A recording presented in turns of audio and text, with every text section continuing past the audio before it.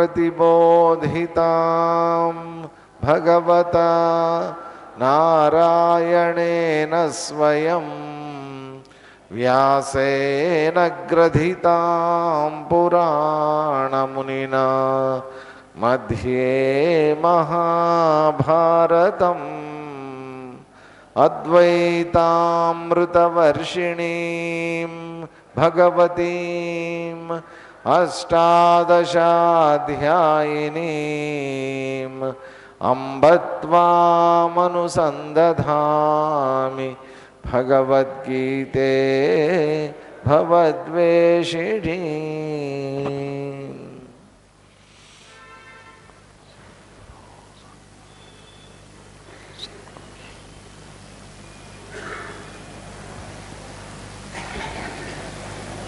హరి ఓం అందరికీ. నిన్న జరిగిన శ్లోకాలు 3 శ్లోకాలు ఒకసారి చదివేసి కొత్త శ్లోకాల్లోకి వెళ్దాం. 2వ అధ్యాయము 12వ శ్లోకం 12th శ్లోక.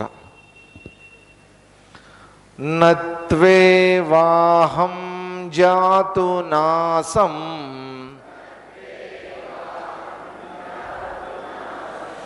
నత్వం నేమే జనాధిపాః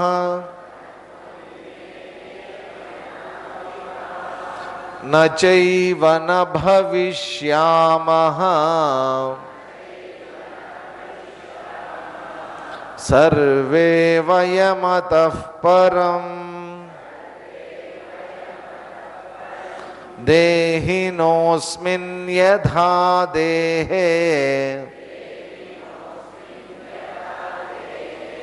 కౌమారం యౌవనం జరా తథా దేహాంతర ప్రాప్తిః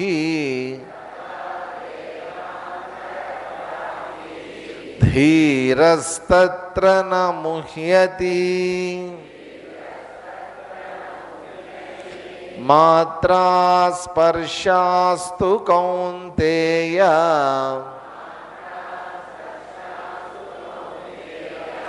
శీతోష్ణ సుఖ దుఃఖదాః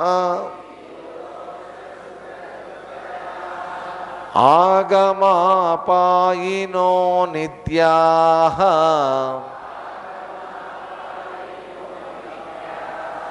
తాం స్థితిక్షస్వ భారత. నిన్న వేదాంతానికి సంబంధించినటువంటి కొన్ని రూల్స్, ఇవి ఇంకా మారవు ఎప్పటికీ కూడా. వేదాంతంలో కొన్ని మారనటువంటి రూల్స్ ఉంటాయన్నమాట. ఇప్పుడు a+b² ఎంత అని అడిగామనుకోండి, పెద్దవాళ్ళు కూడా చెప్తారు. పిల్లలే అనుకున్నాం a² + b² + 2ab. ఆ జీవితంలో ఇంకా మారదు, అంతే అది. అట్లాగే కొన్ని రూల్స్ వేదాంతంలో కొన్ని మారవు. ఆ మారనటువంటి రూల్స్ని ఇక్కడ చెప్తున్నారనమాట. రూల్ నెంబర్ 1 బాగా గుర్తుపెట్టుకోండి. ఎవరైనా సరే ఈ ప్రపంచంలో ఇక్కడ ఉన్నటువంటి నువ్వు కానీ నేను కానీ ఇక్కడ ఉన్నటువంటి రాజులు చక్రవర్తులు కానీ ఎవరైనా సరే ఇంతకు ముందు లేరు అనేటువంటిది లేదు, ఇక ముందు ఉండము అనేటువంటిది లేదు. కాబట్టి మనం ఎక్కడున్నాం ఇప్పుడు? మనం 3 కాలాలు మనకి తెలుసు కదండి. 3 కాలాలు అంటే ఏంటి? 3 కాలాలంటే ఒకటి గతించిపోయినటువంటిది. గతించిపోయిన కాలాన్ని మనం ఏమంటాం? పాస్ట్, అదా భూతకాలం.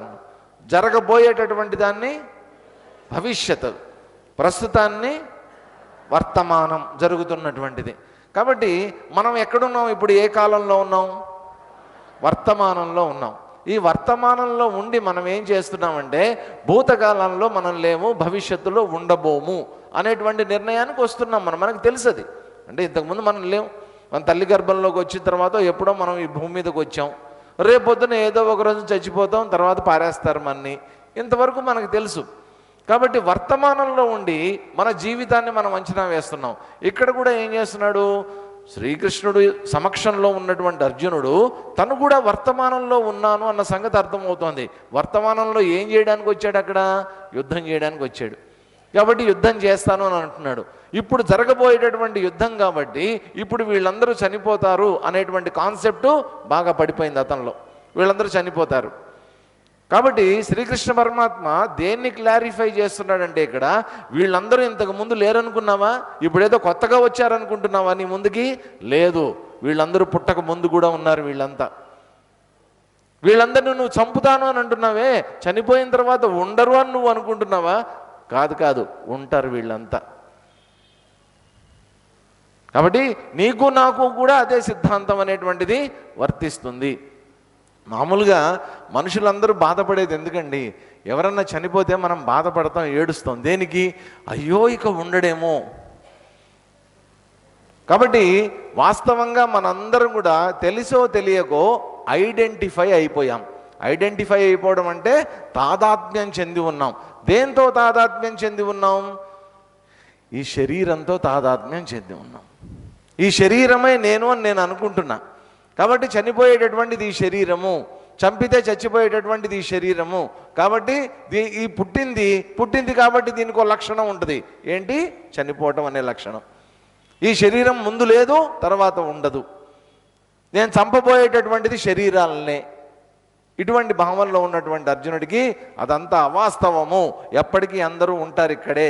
ఎలా ఉంటారు? తర్వాత రాబోయే శ్లోకాల్లో చెప్తాడు నెమ్మదిగా. ముందు ఒక సిద్ధాంతాన్ని ప్రతిపాదించాడు. అక్కడ అందరూ ఉంటారు. ఎలా చెప్పాడు? దేహినః అస్మిన్ దేహే. ఏ విధంగా అయితే రెండు పదాలు ఇక్కడ ఉపయోగిస్తున్నాడండి. ఈ పదాలు రకరకాలుగా భగవద్గీతలో వాడబడుతూ ఉంటాయి. ఈ రెండు పదాలకి అర్థం మనం జాగ్రత్తగా గమనిద్దాం. దేహం దేహి. దేహం దేహి. దేహం అంటే ఏంటి? పైన ఉండేటటువంటి స్థూల శరీరము అని అన్నారు. స్థూల శరీరం అంటే మల మాంసాలతోటి, రక్తంతో, ఎముకలతోటి తయారైనటువంటి ఈ స్థూల శరీరం, పైకి కనిపించేటటువంటి శరీరం. దీన్ని ఆధారంగా చేసుకుని ఉన్నటువంటి లోపల ఉన్నటువంటి జీవుడు ఎవరైతే ఉన్నారో అతనెవరు? దేహి. కాబట్టి దేహం లోపల దేహి ఇద్దరున్నారు. ఇక్కడ ఏమంటారు? దేహినోస్మిన్ యథా దేహే కౌమారం యవ్వనం జర తదా దేహాంతర ప్రాప్తి. ఈ శరీరానికి ఒక 3 లక్షణాలు చెప్పారు. ఏమిటా 3 లక్షణాలు? ముందు బాల్యావస్థలో ఉన్నటువంటిది, ఈ బాల్యావస్థలో ఉన్నటువంటిది కాస్త యుక్త వయసులోకి మార్పు చెందుతోంది. యుక్త వయసులో ఉన్నటువంటిది కాస్త వృద్ధాప్యంలోకి మార్పు చెందుతోంది. వృద్ధాప్యంలో ఉన్నటువంటి జీవుడు కాస్త ఏమవుతున్నాడు? ఇంకో శరీరాన్ని వెతుక్కొని తదా దేహాంతర ప్రాప్తి, ఇంకొక శరీరంలోకి వెళ్ళిపోతున్నాడు. కాబట్టి మన జీవితం అంతా కూడా దేంతో తయారైనటువంటిది? మార్పులతో తయారైనటువంటిది.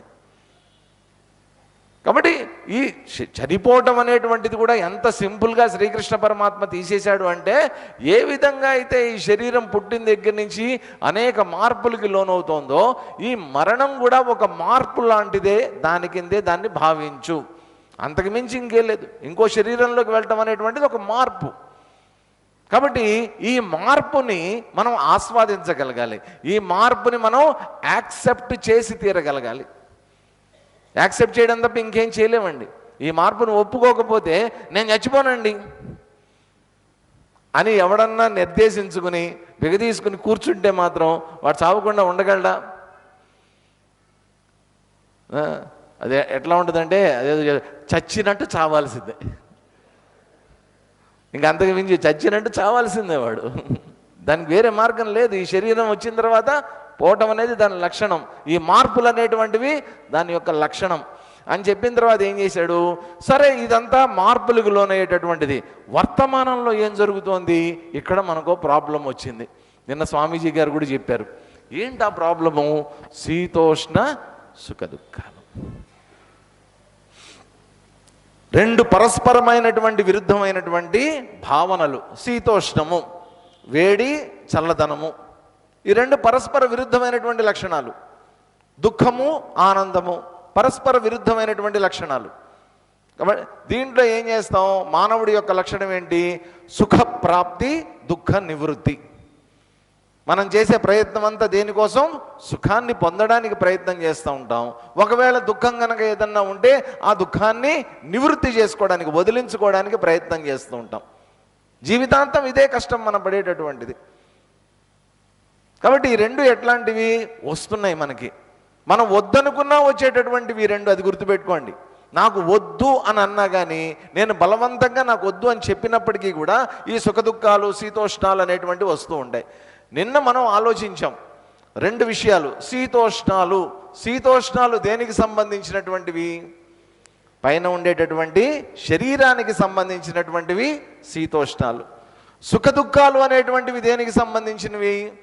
మనసుకి సంబంధించినటువంటి సుఖదుఖాలు. ఇది సుఖము, ఇది దుఃఖము అని తెలియజేసేటటువంటిది మనస్సు. ఇది వేడి, ఇది చల్లదనము అనేటువంటి తెలియజేసేటటువంటిది ఈ పైన ఉండేటటువంటి శరీరం. కాబట్టి వీటినే ఏమన్నారు అంటే వేదాంతంలో ద్వంద్వాలు అన్నారు. మామూలుగా ద్వంద్వం అనే పదం మనం విన్నాం. ఎప్పుడు విన్నాం? ద్వంద్వం ఎప్పుడో 9th క్లాస్లో 10th క్లాస్లో ద్వంద్వ సమాసము అని వచ్చేది. గుర్తుందా? ఎంతమందికి గుర్తుంది? ద్వంద్వ సమాసము అంటే ఏంటి? దాంట్లో ఇద్దరు ఉండాలి కదా. రామకృష్ణులు, రాముడు కృష్ణుడు, సీతారాములు, కృష్ణార్జునులు, కృష్ణుడు అర్జునుడు, ఇద్దరిద్దరు రెండు కనుక ఉంటే దాన్ని ద్వంద్వము అని అన్నారు. రెండు. ద్వంద్వ యుద్ధము అంటే ఏంటి? ఇద్దరు కలిసి కొట్టుకుంటే ద్వంద్వ యుద్ధం అంటున్నాను. సార్ రెండు ఉండాలి. ఇక్కడ కూడా ఏంటంటే రెండు ఉంటున్నాయి ప్రతి చోట. కాకపోతే ఏంటి? రెండిటికి పరస్పర విరుద్ధం, ఒకదానికొకటి ఆపోజిట్గా ఉండేటటువంటివి, వ్యతిరేకంగా ఉండేటటువంటివి. కాబట్టి మన జీవితం అంతం కూడా ఏం చేస్తున్నామంటే పరస్పర విరుద్ధమైనటువంటి భావనలు, పరస్పర విరుద్ధమైనటువంటి సంఘటనలు, పరస్పర విరుద్ధమైనటువంటి వ్యక్తులు. ఒకడు మనకు కనిపించాడు అనుకోండి, వాడిని ఏమంటా చాలా మంచోడండి అంటాం, చాలా మంచోడండి అంటాం. ఈ మంచివాడే ఒకానొక రోజున ఏదో ఒక చెడ్డ పని చేసి మనకు కనిపించాడు. మన ఇంటికి వచ్చాడు, చాలా బాగా మాట్లాడాడు, అంతా బాగానే ఉంది. ఒక 4 రోజుల తర్వాత ఆ రోడ్డు చివరి ఎక్కడో సిగరెట్ తాగుతూ కనిపించాడు. అప్పటిదాకా మన దృష్టిలో ఎవడు? చాలా మంచివాడు, అబ్బా మంచోడండి, మంచోడు, భలే మాట్లాడాడు. సిగరెట్ తాగుతూ కనిపించాడు అనుకోండి, అప్పుడు ఏమైపోయాడు వాడు? సిగ్గులేని వాడికి సిగరెట్ తాగుతాడండి, చెడ్డ. సో ఒకే వ్యక్తిలో మనం ఏం చేస్తున్నాం చూడండి, ఒకే వ్యక్తిలో రెండు పరస్పర విరుద్ధమైనటువంటి, ఒకసారేమో మంచివాడుగా కనిపించాడు, ఒకసారేమో చెడ్డవాడుగా కనిపించాడు. కాబట్టి వీడు చెడు, వీడు మంచి అనేటువంటివి ఎక్కడ స్వీకరిస్తున్నాం? మనం మనసులో స్వీకరిస్తున్నాం. ఇవి ఎలాంటివి చెప్తున్నారు ఇక్కడ? ఆగమః అపాయినః, వచ్చి పోతూ ఉండేటటువంటివి, వస్తూ పోతూ ఉంటాయి. చూడండి, ఇప్పుడు ఈ సిగరెట్ తాగే వ్యక్తే మొదట మన ఇంటికి వచ్చినప్పుడు మంచివాడే, కానీ వెంటనే ఏమైపోయాడు వాడు? చెడ్డవాడైపోయాడు. సో చెడ్డవాడైపోయాడు, బాగానే ఉంది. సో ఇప్పుడు వాడిని మంచివాడు అందామా, చెడ్డవాడు అందామా? మొదట మనతో మాట్లాడినప్పుడు మంచివాడే అని అన్నాం, తర్వాత సిగరెట్ తాగుతూ కనిపించినప్పుడు చెడ్డవాడు అని అన్నాం. ఇప్పుడు చెప్పండి, వాడు మంచివాడా చెడ్డవాడా? ఇప్పుడు నాకు చెప్పండి.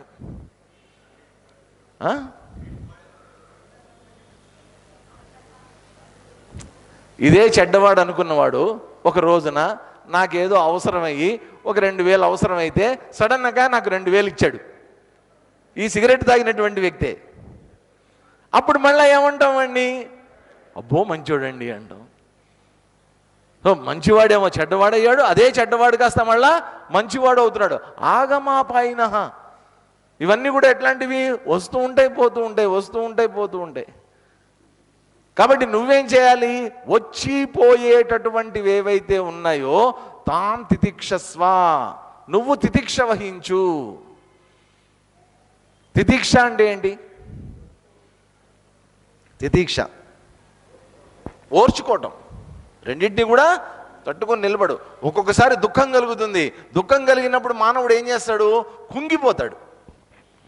దాన్ని భరించడం చేతగాక, దాన్ని తీసుకునేటటువంటి శక్తి లేక మనం చూస్తూ ఉంటాం అప్పుడప్పుడు కొంతమంది ఏవో వాళ్ళకి తెలియనటువంటి దుఃఖకరమైనటువంటి సంఘటనలు వాళ్ళ జీవితంలో జరిగిపోయినప్పుడు వాళ్ళ జీవితాంతం ఇంకా అయిపోయింది, నా జీవితం సర్వనాశనం అయిపోయిందని చెప్పి కుంగుబాటులోకి వెళ్ళిపోయి, డిప్రెషన్లోకి వెళ్ళిపోయి ఆత్మహత్యలు చేసేసుకుంటారు కొంతమంది. కొంతమంది విపరీతమైనటువంటి ఆనందంలోకి వెళ్ళిపోయి హార్ట్ అటాకులు తెచ్చుకుంటారు. నాకు తెలుసు, నేను చూసా. ఆనందం ఎక్కువైపోయి హార్ట్ అటాక్ వచ్చి చచ్చిపోయిన వాళ్ళు ఉన్నారు. డిప్రెషన్లోకి వెళ్ళి హార్ట్ అటాకులు తెచ్చుకున్న వాళ్ళు ఉన్నారు. కాబట్టి ఏం చేయాలి మనం? రెండూ వద్దు. తితిక్ష అని దుఃఖాన్ని కేవలం అదొక సందర్భంగా చూడు. సుఖం వచ్చిందనుకో, దాన్ని కూడా ఒక సందర్భంగా తీసుకో. ఇది నాకు సంతృప్తినిచ్చేటటువంటి సందర్భము కాబట్టి దీన్ని సుఖము అంటున్నా. ఇది నాకు అసంతృప్తిగా ఉండేటటువంటి సందర్భము, దాన్ని దుఃఖంగా అంటున్నా. కానీ రెండు ఏంటి? దీంట్లోంచి దుఃఖము, దీంట్లోంచి సుఖము తీసేస్తే రెండు కూడా రెండు రకాలైనటువంటి సందర్భాలు అంతే. మనం నేర్చుకోవలసినటువంటిది ఏంటంటే సందర్భాన్ని ఎలా ఫేస్ చేయాలి. అది దుఃఖమా సుఖమా, శీతమా ఉష్ణమా, రెండింటినీ ఎలా స్వీకరించాలనేటువంటి బ్యాలెన్స్డ్ స్టేట్ని మనం అలవాటు చేసుకోవాలి. దాన్ని తర్వాత శ్లోకంలో మనకి చెప్తున్నారు. చూడండి, 15వ శ్లోకం చదువుతాం ఇవాళ. యం హి నవ్యధయంత్యేతే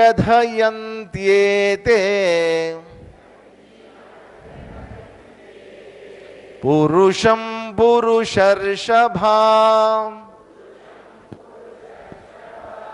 సమదుఃఖ సుఖం ధీరం సోమృతత్వాయ కల్పతే యం హి నవ్యధయంత్యేతే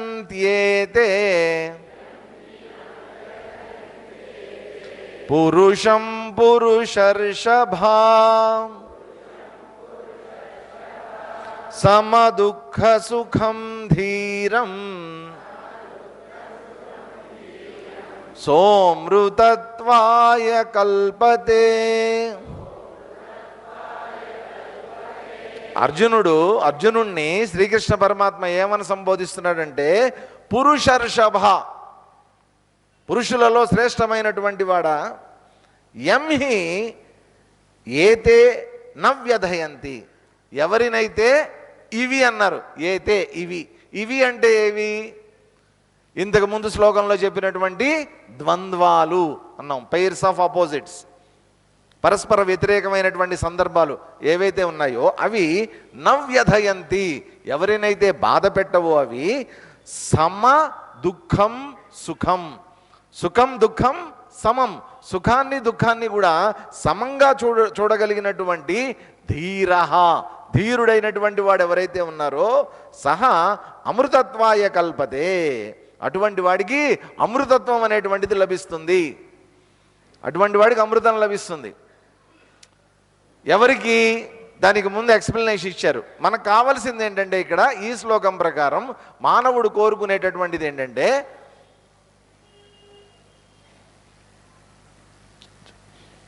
మృత్యువుని యాక్సెప్ట్ చేసేటటువంటి గుణం మనిషికి లేదు. అది నా చావైనా, ఎదుటివాడి చావైనా, పక్కింటివాడి చావైనా, నా భార్య చావైనా, నా భర్త చావైనా సరే, దాన్ని యాక్సెప్ట్ చేసేటటువంటి, దాన్ని ఒప్పుకునేటటువంటి గుణం మనిషికి లేదు. కాబట్టి దానికి భయపడతాం మనం. మృత్యువు అనగానే, చావు అనగానే చాలామంది, నేను ఒకసారి కార్లో డ్రైవింగ్ చేస్తూ ఉంటాం. కార్లో డ్రైవింగ్ చేస్తున్నప్పుడు రోడ్డు మీద ఎక్కడో యాక్సిడెంట్లు అవుతూ ఉంటాయి. రన్నింగ్లో యాక్సిడెంట్లు ఎక్కడన్నా కనిపిస్తూ ఉంటాయి. కనిపించినప్పుడు అక్కడ అందరూ చేరతారు, అక్కడ అందరూ పాపం లేపుతూ ఉంటారు, ఏదో జరుగుతూ ఉంటుంది, అంబులెన్స్లు వచ్చి ఉంటాయి. కొంతమంది అయితేనండి కనీసం ఆగను కూడా ఆగరు. ఎందుకని? For 2 reasons. ఒకటేంటంటే అక్కడ ఉండేటటువంటి సంఘటనని, అక్కడ ఉండేటటువంటి రక్తాన్ని, రక్తపాతాన్ని, బహుశా ఎవడన్నా చనిపోయి కూడా ఉండి ఉండొచ్చు, దాన్ని చూడటానికి భయపడతాడు. రెండోది, ఎవడో చచ్చిపోయాడు కానీ దాన్ని చూస్తే నాకేమన్నా అవుతుందేమో అని భయం. అదొకటి విచిత్రం. అదేదో అపశకునంలాగా భావిస్తారు. ఆ మృత్యువుని చూడటం అనేటువంటి దాన్ని అపశకునంలాగా భావిస్తారనమాట. అందుకని మనం మృత్యువుని యాక్సెప్ట్ చేసేటటువంటి గుణం మనకు లేదు. ఇక్కడేం చెప్తున్నారు? అది ఏదైనప్పటికీ కూడా, అది ఎలాంటి సందర్భమైనప్పటికీ కూడా, బతుకుతావో పుట్టావో చచ్చావో ఏదైనప్పటికీ కూడా దాన్ని అమృతత్వం కింద ఎలా మార్చుకోవాలి అనేటువంటిది చెప్తున్నారు ఇక్కడ. అమృతము అనేది దేనికోసం వాడతాం మనం? అమృతం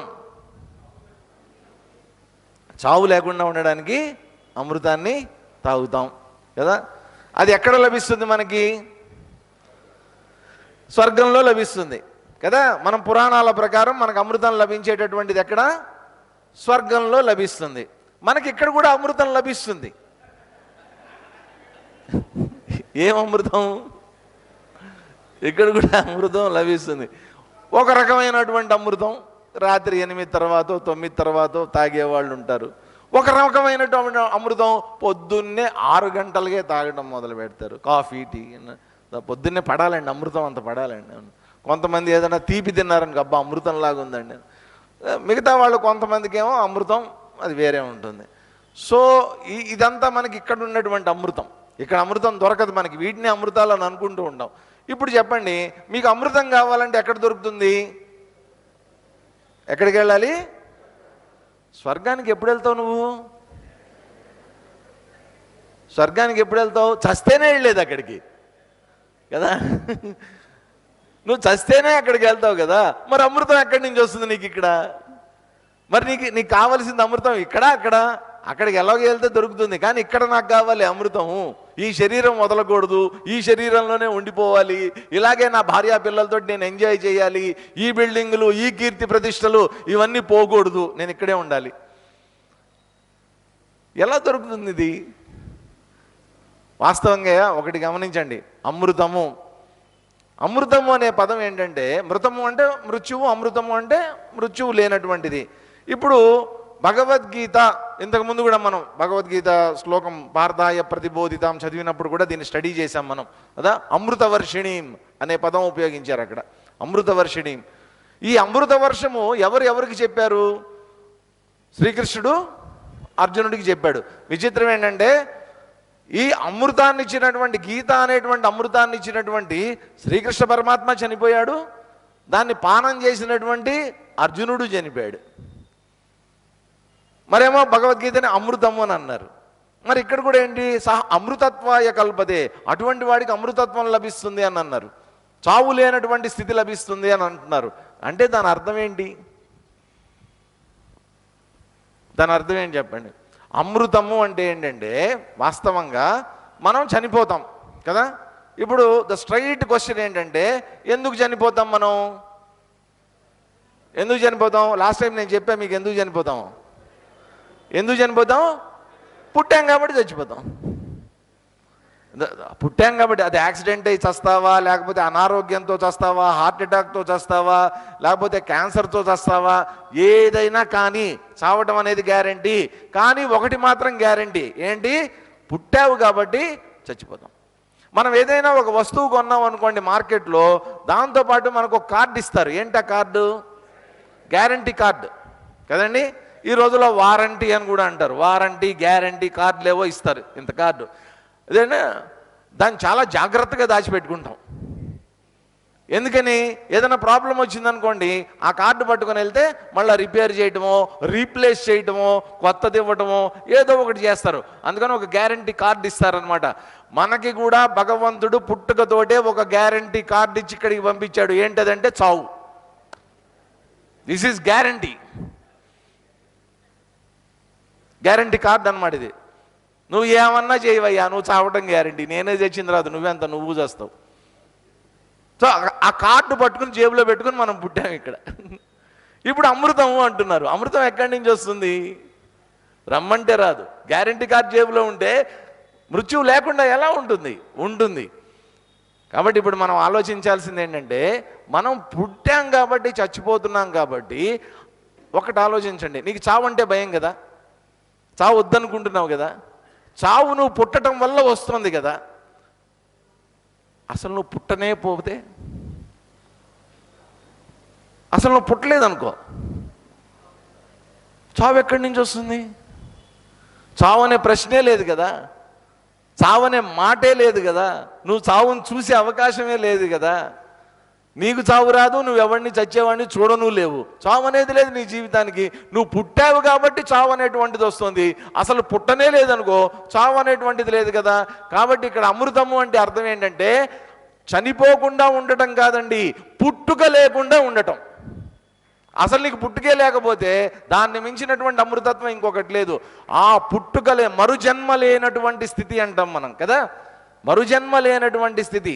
ఆ మరుజన్మ లేనటువంటి స్థితి ఏదైతే ఉందో ఆ స్థితినే మహాత్ములైనటువంటి వాళ్ళు మోక్షము అని పేరు పెట్టారు దానికి.